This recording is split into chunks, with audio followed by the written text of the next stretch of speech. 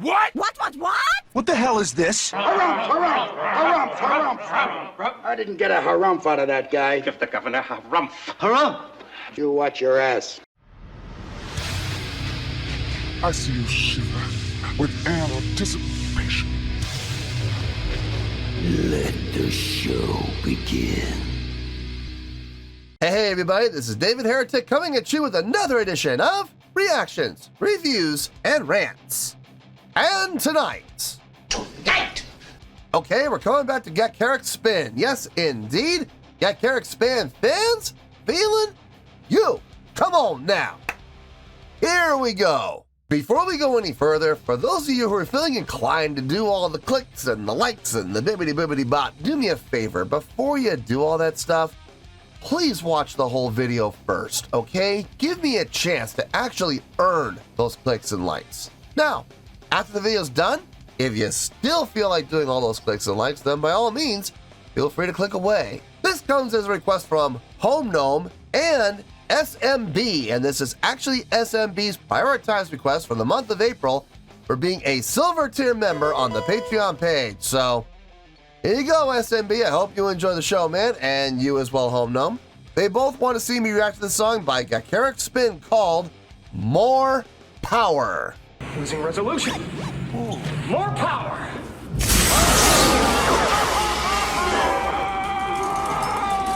Now, have I heard the song before? No, I have not. To the best of my knowledge, this does not resonate with me in any way, shape, or form.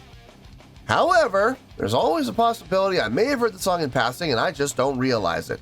So as always, if I start listening to the song and I suddenly go, wait a second, hang on, I recognize this song, I'll let you know. That's the truth. You know me, I'm gonna be honest with you guys. This was posted by Moo Metal. Okay. And the video has 37,000 views. It'll get you there. Other than that, there's really nothing else left to say. Link to the original video will be down below in the video description for your viewing pleasure at your leisure. Let's get started. What do you say? Are you ready? Are you ready? Because here we go. All right, here we go. More power. That's all I got. I hope we're in the right place. This is the link that both Home Gnome and SMB gave me. They both gave me this link, so all I can say is I hope I'm in the right place. All right, let's do this. All right, boy, let's do this.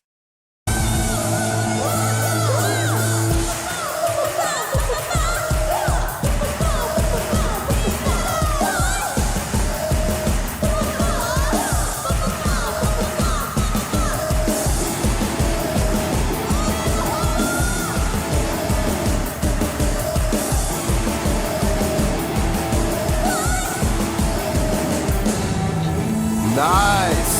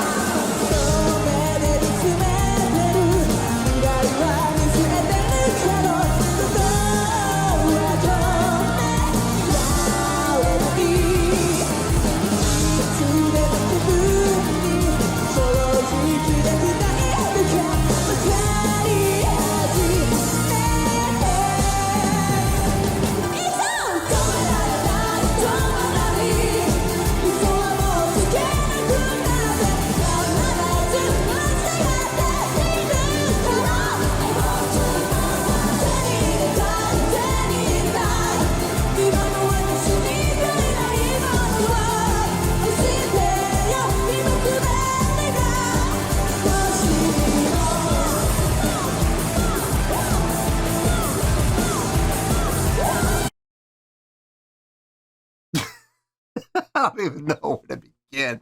I don't even know where to begin. Start at the beginning. Yeah. And when you come to the end, stop. See? The live show, great job. Great energy. Showmanship is there. Stage presence is there. Stage energy is there. Stage interaction is there. Crowd interaction is there. Production. Sort of. Lighting. They have lighting. I guess we'll give it to them with that. But, I mean, everything else, though, is through the roof. I'm really digging what I'm seeing. The song itself, it's catchy. It's definitely catchy. It's a little poppy, but it's still primarily rock and primarily hard rock. I wouldn't go as far as to say metal, but hard rock definitely. I would say like 5% pop, 95% hard rock. You know, I can swallow that. I can absolutely swallow that, and I got no problem swallowing it. It's when we get to those, 40-60 mixes where it's 60% pop and 40% rock. That's when I have a little bit of a hard time swallowing it. I will get it down. I will get it down, but I may not always enjoy getting it down. This, I would absolutely enjoy getting this down, no problem. Feels good, good energy, good drive, good direction. It's a pretty easy song to follow. There's nothing all that complex about it, but it's fun. It's definitely fun. Let's keep going here.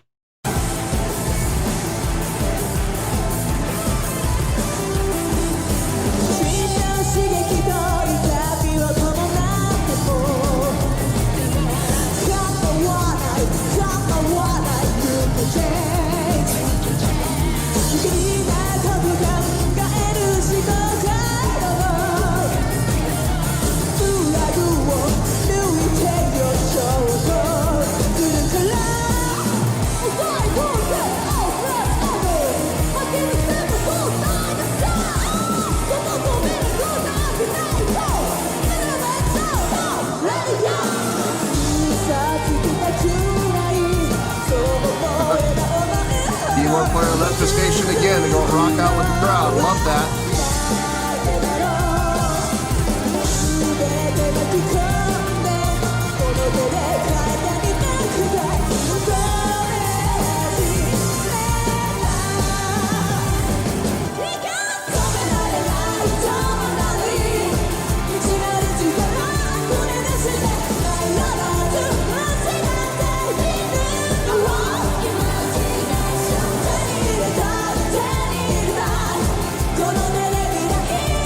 Crowd interactions to the roof.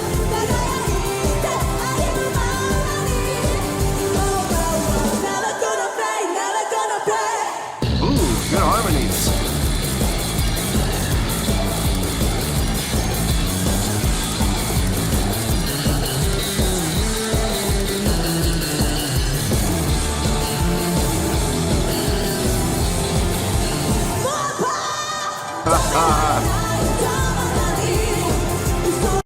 The use of the banner was cute. That was cute with the fire. That was cute. Look,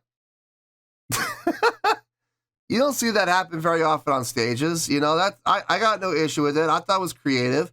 The bass solo sounded really good. I like the tone she got on that. Nice amount of this. See, this is what I'm talking about when I talk about bass players. Be careful when you use distortion. You cannot use distortion like a guitar player. This is what I'm talking about. She had a nice mix of her distortion. It had just enough bite to give it a little bit of fuzz, a little bit of buzz, but not too much that it became muddy. It just, you want to give it a little bite, a little fuzz, that's it. And she got a really nice setting on her distortion patch there. I love the behind the back, over the shoulder spin. I can't do that. I go forward with it. Like I'll go over my shoulder, around the back, and up again. I am terrified to go backwards because that thing's going to come around, and more than likely, as accident prone as I am, I'm going to end up smacking myself in the back of the head and probably knocking myself out.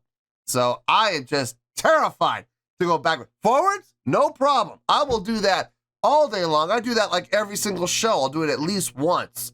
So I got no problem doing it. Not backwards though. They're gutsy, man. I won't do that. Keyboard player, I saw she left her station to come up to the front and interact with the crowd. Love it. I love it when keyboard players do that. I love it when keyboard players are not afraid to leave their station. Look, if you're not going to play anything for X number of measures, 32 measures, 64 measures, whatever the case may be, as long as you're able to leave your station, rock out with the crowd for a good amount of time, and get back to your station in time to play what you got to play, I got no problem with it. I encourage keyboard players to do that more often. Trust me, the crowd will appreciate it. They'll appreciate the fact that you took the effort and you took the time to leave your spot, leave your comfort zone, come up to the front and interact with the crowd and then run back. Got no problem with that at all. The song is catchy. The song is absolutely catchy. And I'm enjoying everything I'm seeing. They have, I'll talk more about it in a little bit. Let's finish this up and we'll get to the review and I'll talk about everything I want to discuss.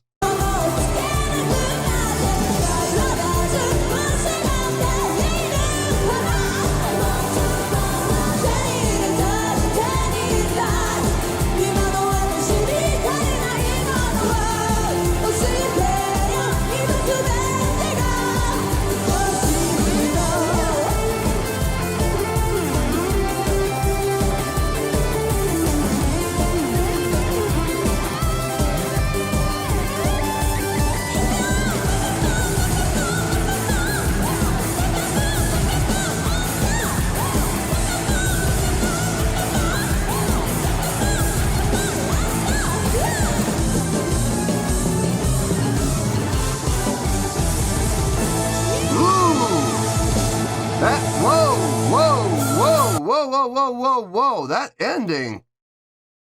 ending lick in unison, we gotta hear that again.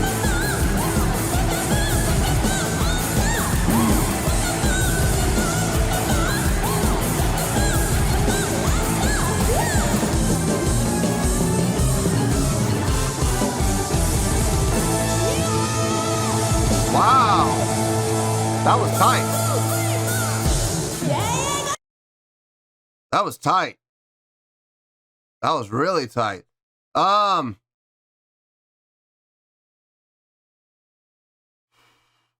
a couple questions I want to ask, and I'm sure people in the comments will have those answers.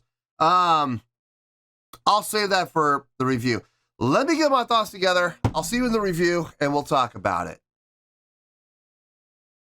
Well, there you go, folks. That was Gacharic Spin with More Power. This was a request from Home Gnome and SMB, and this was actually SMB's prioritized request for the month of April for being a Silver Tier member on the Patreon page. So there you go, SMB. I hope you enjoyed the show, and you as well, Home Gnome. Oh boy, there's quite a bit to talk about, so let's just get to it. On a scale of 1 to 10, I'm going to give that a 9.2.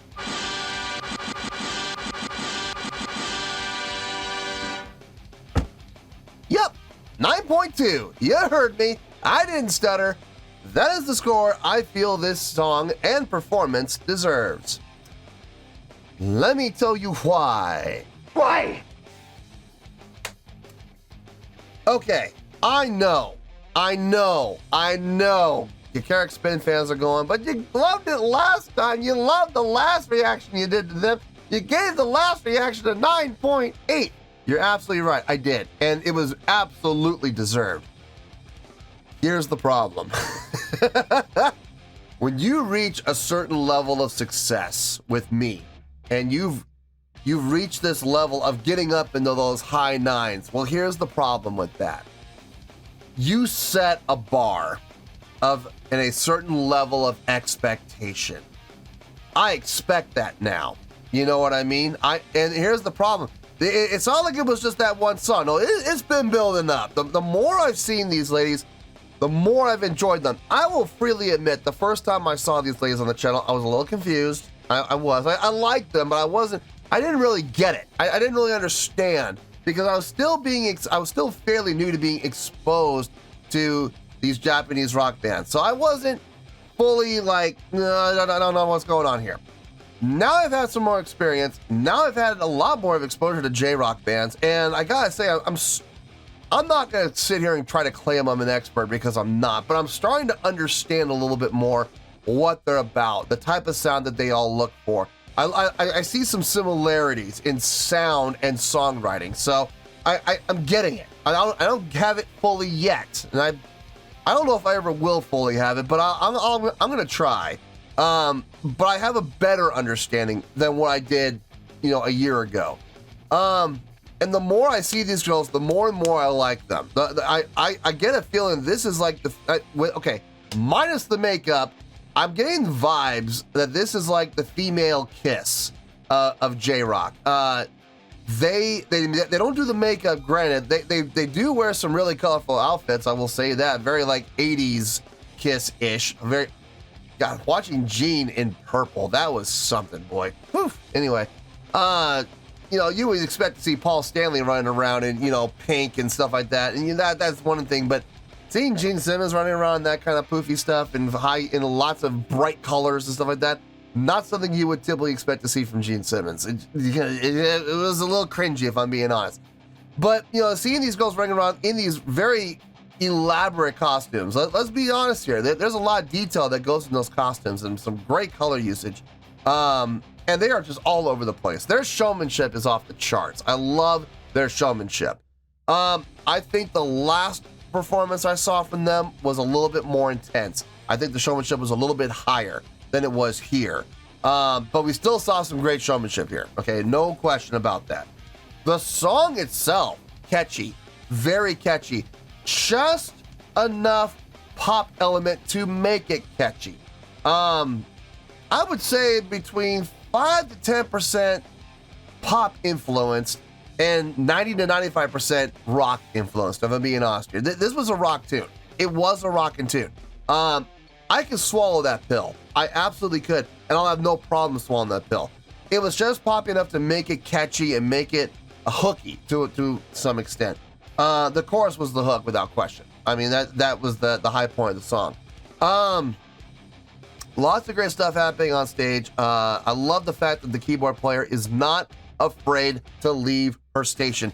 I've seen her do it more than once now. Listen, doing it on one song, that's one thing. Doing it on 2 or more songs, that's completely different. That means that she understands that she can leave her station safely, and she wants to. She wants to go up to the front of the crowd and rock out.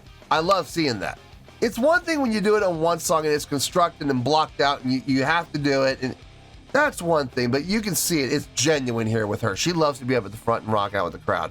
The bass player, nice little bass solo right there in the middle. Great usage of distortion, not like a guitar player, like a bass player should.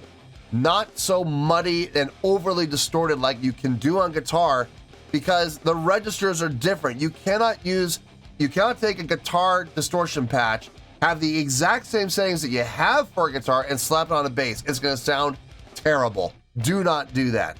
I love Cliff Burton, I do, but there were some times where his distortion patch was just a little too thick and a little too heavy when he would do his solos and stuff like that. It wouldn't happen very often, but it did happen on occasion, so I'm glad to see that she did not take that route. The creativity of using the props on stage, I think that's really cute. And I'm not saying that in a condescending way. I'm saying that in a very creative way. You just don't see that. There was nothing wrong with her just standing up there doing her bass solo and doing her thing, and that was fine. But to have the idea to have that little roll-up, poster or little backdrop that they were holding up, I thought that was cute. Very creative. The 2 dancers, I know people in the past have been critical of them. I've seen in the comments, that they're pointless and they're stupid and stuff like that. I'm sorry. I respectfully disagree. You look at and the funny thing is, a lot of these people saying those things are probably baby metal fans. Guys, got some news for you. Moa, Yui, what were they? I mean, did they contribute vocally? They did. They did contribute vocally, but what were they really more than anything else? They were hype girls. They were there to hype up the crowd, dance and do the choreography and keep the crowd engaged. What do you think these girls are doing? They're doing the exact same thing. They may not be contributing vocally, I don't see mics on them, but they're still moving on the stage, interacting with the crowd, keeping the crowd invested in the performance, and keeping the crowd's attention. Why? Because basically, your typical human, your typical adult human being has an attention span of 8 seconds. That means if you haven't recaptured their attention within 8 seconds, you've lost them.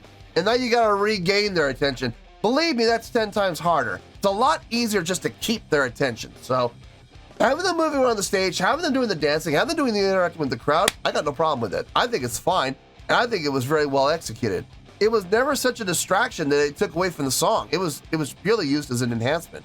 Vocals on this song I thought were great. I think the vocals were was probably the highest point of the song. The drummers got really nice vocal range, great projection, great power, great diction. I love how everybody takes turns with the backing vocals. Sometimes it's the keyboard player, sometimes it's the bass player, sometimes it's both of them, sometimes the guitar player jumps in, sometimes it's all 4 of them together. I think that's really cool, man. I think that's good distribution, and it gives everybody a chance to take those breaths and not have to worry about doing everything all the time. That can be good. That can get brutal sometimes, folks. It really can. I do have a question, and I had another question, but I don't think the other question was really all that important. But I do have a question, and this one I do feel is important. In the set list, in the concert, where was this song? I don't think it was the first song.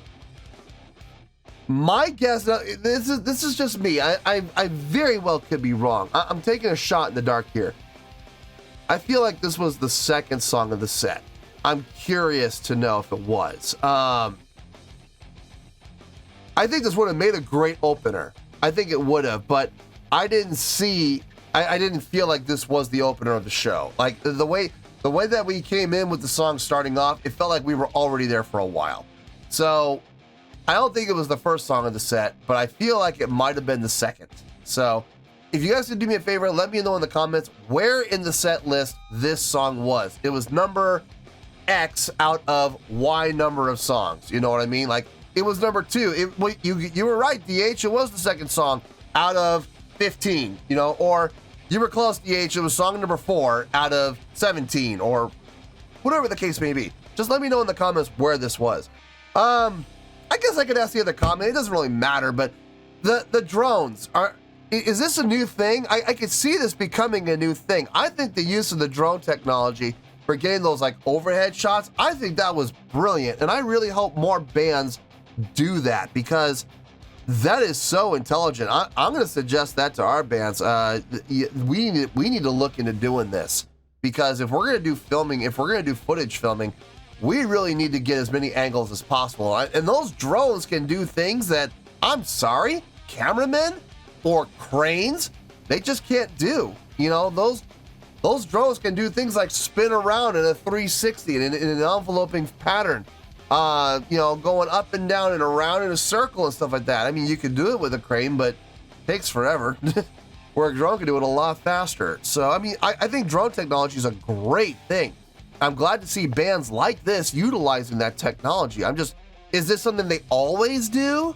Or is this new? You know, is this new for them? I don't know. If you guys could let me know in the comments, I'd appreciate it. But yeah, 9.2, I feel really, really solid with that score. Like I said, I know the last reaction I did to them, I gave them that really high score of 9.8, and I stand by that. I do not have any regrets about giving that song and that performance that score. All I'm saying is it's going to be really hard for them to get back up there again because they set a bar. They set a level of expectation now, and I expect nothing less than greatness from them now. So if they are not amazing, if they are not fantastic, if they are not mind-blowing, it's going to reflect. You know what I mean? Is that fair? No, it's not fair. But you know what? Life is not fair. So, you know, they're victims of their own success. What can I say? So yeah, 9.2. I feel good with that score, and that's where we're going to stay. So 9.2, final score. I have spoken. Well, that's going to do it for this edition of Reactions, Reviews, and Rants. Hope you all enjoyed the show. Hopefully I was able to entertain you. If I was able to put a smile on your face and brighten your day, I did my job, and I'm so glad I could do it. If you guys feel like joining the fan base, go ahead and click on that button down there. If you guys want to like the video, go ahead and like the video. If you guys want to ring the bell, go ahead and ring the bell. It honestly doesn't make any difference at all to me, but if you guys feel like doing these things, then by all means, feel free to do so.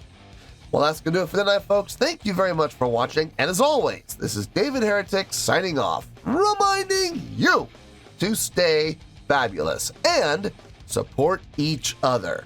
Later. Peace.